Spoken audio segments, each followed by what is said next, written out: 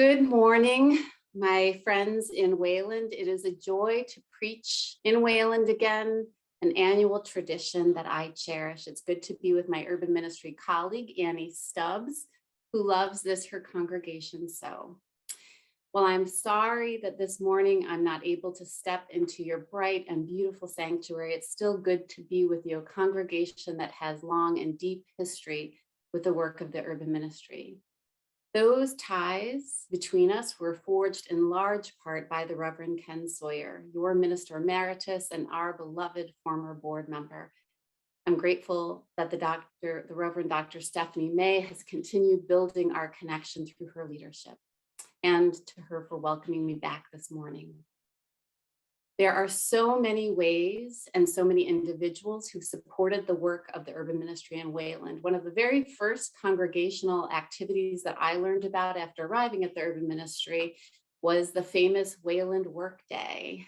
This was a day that you annually came and raked lots of gravel and built stairs and rebuilt a porch. And John Beard famously, I hear, brought his chainsaw to cut dead wood. So there are so many things that I'd like to thank Wayland for this morning. I'm grateful to the gardeners among you who a few years ago convened at Susan Crowley Bechtel's beautiful summer garden and sat with me to give thought to early plans for a peace garden at the urban ministry, thoughts and ideas that have helped to shape the beautiful space that we have now almost completely installed that overlooks the Boston skyline and that will provide a beautiful space for our program participants and our Roxbury neighbors to gather. Susan became part of the ongoing committee that kept shaping the plan, and funds from the Lydia Mariah Childs Fund has helped to build an accessible pathway into the garden so that it's a space open to all, and I can't wait for you all to come see it. I'm grateful for Wayland's support for other projects on our campus too. You supported a speaker series addressing racism, and you helped fund a mural that was painted by a local artist and young people in our entryway that tells some of the history of Roxbury. I'm grateful to folks like Susan who've been champions and supporters and volunteers. They're friends like Brad Keys and Barbara Buell and Ross and Lynn Trimby, Marilyn Kaharski, Jane Williamson, Linda and Steve Collins, and many others. Thank you. Friends like John and Molly Beard have been great supporters, and over the past 2 years, John's become a key champion of our meeting house restoration. It's hard to sufficiently describe the difference he's made. Through his diligence and perseverance, he has helped us get much closer to beginning the work of, at last, restoring the interior of our historic space so that it will serve as an important event venue in Roxbury and highlighting Roxbury artists. And he's brought into the circle of that work John and Natalie Thompson and Charlie and Lee Anderson, who've been great friends of the urban ministry and now are also helping us complete that restoration project. I am grateful to them all. I share a special gratitude this morning to my Meeting House campaign co-chair, Chris Nelson, who's made a deep and lasting impact on the urban ministry over more than a decade.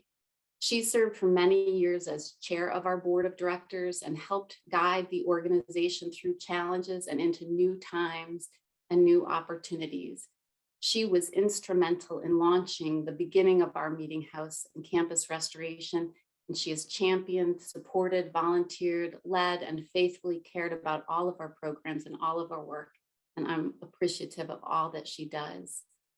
Wayland and Wayland folks have made a real difference in our work, and I hope that our connection will only deepen and strengthen in the years ahead. It is good to be here with you to talk about the work that you are a part of. And I begin this morning with a story. It's a story about the exact moment when I knew that I had been shaped by racism. I was 18, playing soccer in a gym class in my first semester in college. And in that class, I wanted to impress my classmates maybe, and I tore down the field with drive and purpose, and I kicked the ball hard. right toward the goal, and then right into the shins of an opposing player. And my fierceness turned in a flash into fear. Not because I had hit the shins of an opposing player, that was common, but because my opponent, who was also a college student, was Black, and I feared her reaction. I skidded to a stop, apologized profusely, my drive evaporating into the thin air. And she, who I did not know, she, the most soft-spoken of young women, said, "Oh, it's fine. Don't worry. It's fine." And it was that split second of fear colliding with gentleness, the upending of my reaction by her soft kindness that jogged loose what I hadn't seen in myself and was forced to see. My reaction was racist. I feared her and her response to my drive to the shins because she was Black. I'd been shaped by racism and I didn't know how that had happened. I grew up in an overwhelmingly white farming town in upstate New York. My sports teams were all white, my 4-H club, my friends, my neighbors. I didn't see Black people, and I thought racism had been settled in the 60s. So how did it happen? This fear. The gift of that confusing moment was that I glimpsed that I had absorbed racism without knowing it. We are shaped by stories and untruths rendered invisible, and by a history that has been covered over. Our biases form through a million images in the movies and TVs, like the gradual building up of a drip sandcastle, one small handful of sand at a time. These shape our inner landscape. Our outer landscape has been shaped by racism too, by policies that are paired with bias. Courts and schools, where we live, and who does not live there. Despite all of it, for white people, it's easy not to see it and to ignore it. And so the question is, what is asked of us then as people of faith? How do we bring into focus something that is so easily blurred? In 2021, the UU Urban Ministry embraced a new mission statement, which calls us to work across race and place to dismantle racism and white supremacy culture and to advance racial, social, and economic justice. It's a call that inspires, but it's also daunting. How do we do that? The Urban Ministry, for those of you who are less familiar to us, is a 190-year-old organization now based in Roxbury, the historic heart of Boston's Black community. We're grounded in our UU faith values and encircled by UU member congregations like Wayland, mostly white and suburban. We've done many things through our history. Today, we provide programs to trauma survivors, after school and summer programming to Boston high school students, and cultural engagement in the Roxbury neighborhood we serve. We embark now on a mission that will call us to do more to directly confront the racism that means that the average Roxbury resident lives 30 years less than a resident of white Back Bay just 1 mile away. That means that Black college students leave before graduation at much higher rates than their white counterparts. And that means that the household wealth of white Bostonians exponentially outstrips Black Bostonians. Our new mission statement will call for new strategies and programs to confront this legacy. And it will take a deeper commitment by our member congregations. So I'm here asking for your help to live into that mission. It will take all of us, and also all of us, our heads, our hands, and our hearts to do this work. Our heads help us to learn about the history of race in the United States. The African-American author James Baldwin said this: history, as nearly no one seems to know, is not merely something to be read, and it does not refer merely or even principally to the past. On the contrary, he said, the great force of history comes from the fact that we carry it within us, are unconsciously controlled by it in many ways, and history is literally present in all we do, he said. We are called to learn that history. The African-American attorney and activist Bryan Stevenson, graduate of Harvard, tells a story of sitting in a courtroom as a defense attorney. And he said, the judge and the prosecutor entered through a door in the back of the courtroom, laughing and chatting. When the judge saw me sitting at the defense table, he said to me harshly, "Hey, you shouldn't be here without counsel. Go back outside and wait in the hallway until your lawyer arrives." I stood up and smiled broadly, and I said, "Oh, I'm sorry, Your Honor. We haven't met. My name is Bryan Stevenson. I'm the lawyer on the case set for hearing this morning." The judge laughed at his mistake, and the prosecutor joined in, and I forced myself to laugh because I didn't want my young client, a white child who'd been prosecuted as an adult, to be disadvantaged, but I was disheartened by the experience. Of course, innocent mistakes occur, he continued, but constantly being underestimated, suspected, accused, watched, doubted, distrusted, presumed guilty, and even feared is a burden borne by people of color that can't be understood or confronted without a deeper conversation about our history of racial injustice, he said. The prison system, the wealth gap, the health gap, the reaction that I had to my classmate on the soccer field can be understood only by examining our history, by becoming conscious of the legacy we have inherited that began with the arrival of the first kidnapped Africans on these shores, by reading articles like the New York Times 1619 Project or books like Michelle Alexander's The New Jim Crow. We need our heads for this work. But anyone frustrated by the umpteenth book club about white fragility knows that we also need to work for change. We need action. And there are abundant ways. At the Urban Ministry, we address the racial wealth gap by highlighting Black-owned businesses in Roxbury. We make commercials about them, and we post them and share them in our community conversations webinars and on our website, and we encourage our UU congregations and congregants to support these businesses. We launched the Roxbury Artist Amplification Project, showcasing artists of color through video galleries, and we created a catalog of their work and encouraged UU supporters to purchase from it. We connect UUs from member congregations with partner organizations fighting for racial justice, those resisting displacement caused by gentrification, those working for environmental justice in communities of color and for educational equity. We need our hands. We need action. But even that is not enough. We also need our hearts to be in this. We need relationships across difference because relationships are the catalyst for real change. An awakened heart stays the course. Nearly 2 years ago now, police killed an unarmed African-American man named George Floyd.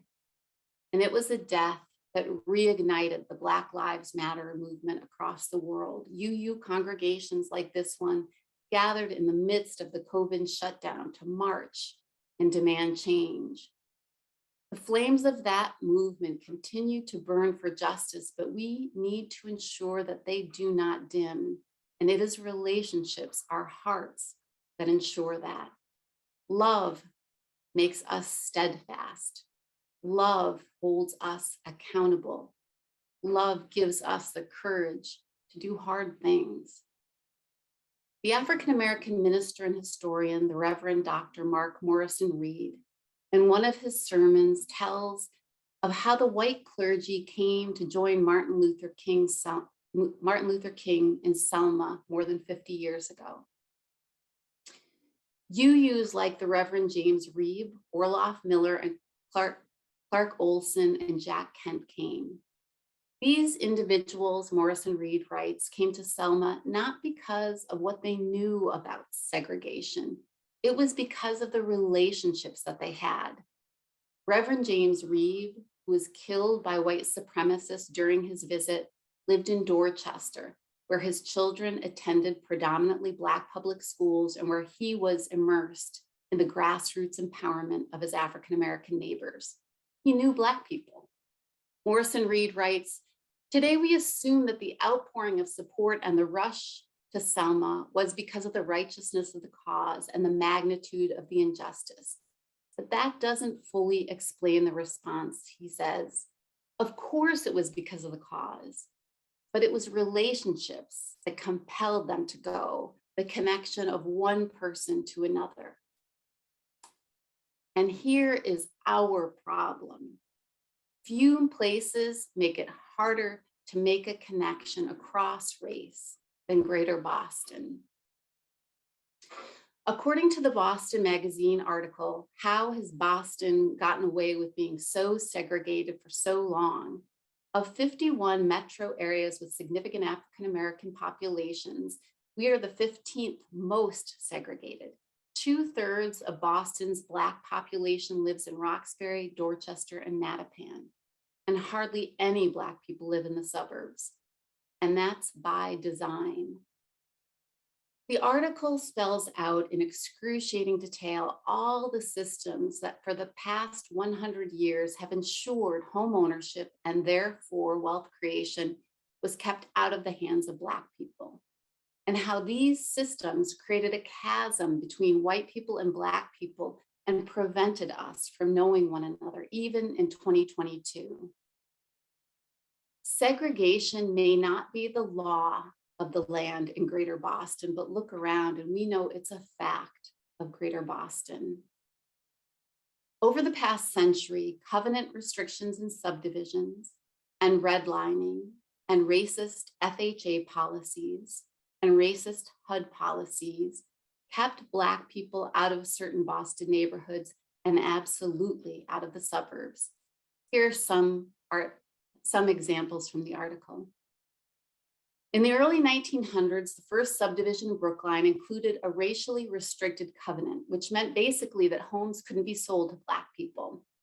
Eventually, the National Association of Real Estate Boards, whose code of ethics discouraged members from introducing Black people into white neighborhoods, drafted model covenants like Brookline's and encouraged homeowners associations to adopt them.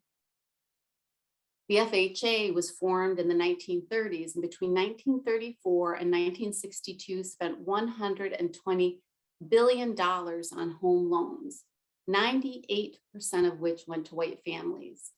These loans were the driver of the exodus from Boston to the suburbs for white people. The article said, because the FHA believed that property values would diminish if Black people moved into neighborhoods, its underwriting manual provided a guideline stating that properties shall continue to be occupied by the same social and racial classes. The agency routinely declined to ensure developments that weren't exclusively white. By 1970, Boston's suburbs, except Cambridge, were 98% white.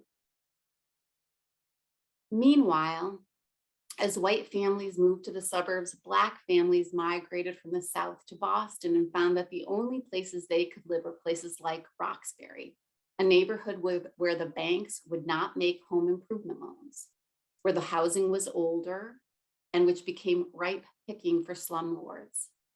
A Brown University researcher was quoted saying in the article, "So the concept of a Black neighborhood as a bad neighborhood comes right out of that process." And thus we have the story of the bad neighborhood of Roxbury. Brian Stevenson says that to make real change, privileged people need to get proximate to those who are not privileged. He wrote, "To make a difference in creating a healthier community, a healthier society, a healthier nation, we've got to find ways to get proximate to the poor and the vulnerable. I absolutely believe," he wrote, "that when we isolate ourselves, when we allow ourselves to be shielded and disconnected from those who are vulnerable and disfavored, we sustain and contribute to these problems.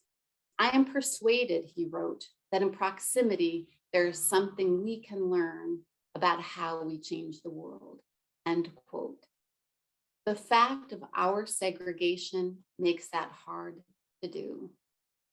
And when we are not proximate, when we do not personally feel connected to those being disproportionately arrested, incarcerated, killed in police incidents, when we are not connected to the neighborhoods suffering environmental pollution or displacement by gentrification, let's be honest, it's easier to just set it all aside, to put this movement ignited by the death of George Floyd back on the shelf, to reduce it to a fading bumper sticker or yard sign. As a woman who is white, I am not immune. So here's what helps keep me going. I told you the story of my soccer field revelation, and now I want to tell you another about the gift of proximity. Before I became a minister, I was a newspaper reporter in upstate New York. My cubicle neighbor in the features department was an African-American woman whose newsroom friends included 2 other African-American women. These colleagues gathered daily at the desk of my neighbor, chatting, joking, sharing stories that I got to hear and become part of. The dailiness built among us some knowing and some trust. I was then newly vegan and an animal rights activist, and I was assigned a feature story that would mean posting and sharing a veal recipe. And after agonizing, I said no, my conscience wouldn't let me. My editors insisted that I do it and threatened to fire me, and my fate hung in the balance. And as I recall it, 25 years later, 3 people rallied around me, none of them vegan. They were these 3 African-American women, all young, without power in the newsroom hierarchy. But they offered to start a petition to defend me. They were willing to put themselves at risk to defend my right of conscience. In the sea of colleagues, most everyone else stepped back. The ones who stepped forward were these 3 women. They had no interest in my animal rights, but they had every interest in standing up for the underdog. And unlike many of my white colleagues, apparently, they didn't assume that those in power were right. I learned a lot from that time, and my friendship with these women endured long after I'd left journalism for ministry. I'll never forget the gift of proximity of my seating arrangement. It's a gift that I continue to receive at the urban ministry. Most of our staff are people of color from the communities we serve. So are our program participants and our neighbors. I am gifted daily by proximity. At the urban ministry, we think a lot about how to build proximity between member congregations in our neighborhood, not proximity by charity, but how we create space for relationships that are built on listening, learning, trust, respect. These are built over time and with intention. We are seeking not to come in and help Roxbury. We seek to learn from Roxbury and to build bridges between suburb and city so that we can work together to make change. There's a quotation on the wall when you walk into the urban ministry from the Aboriginal activist Lila Watson, and it says this: "If you've come here to help me, you're wasting your time. But if you have come because your liberation is bound up with mine, then let us work together." This is what guides us. We organize tours to Black businesses and historic tours of the neighborhood. We gather committees and task forces made up of UUs and our neighbors to shape our work. This autumn, I spent a chilly morning in Roxbury at an event honoring the elders of our neighborhood who protected and defended the community against racist neglect through the years. The urban ministry had joined a coalition honoring them through a portrait. I felt deep gratitude for the opportunity that I've had to know some of these elders, to listen to them, to build relationships. These relationships set my heart on justice for the long haul. Every day we seek ways to introduce, to knit together, to overcome the ways that the world has divided us so that we can forge relationships that will help us make the change that we seek. There's no magic wand for this relationship building, just time and intention and trying again and trying again and showing up and listening and learning more. And so my invitation is this: to continue joining with our work, to visit us if you're not, to add yourselves to our mailing list, reach out for a conversation with our engagement team, including Annie, talk with your urban ministry delegates, Susan Crowley Bechtel, Lois Dorr, Reverend Stephanie, for information on how to become involved. Come see the peace garden that you're helping build. Come this spring to dig with us in the soil. Come plant seeds for justice. Come keep watering and watching and helping tend in the hope that together we will watch things bloom and blossom. Amen, and may it be so.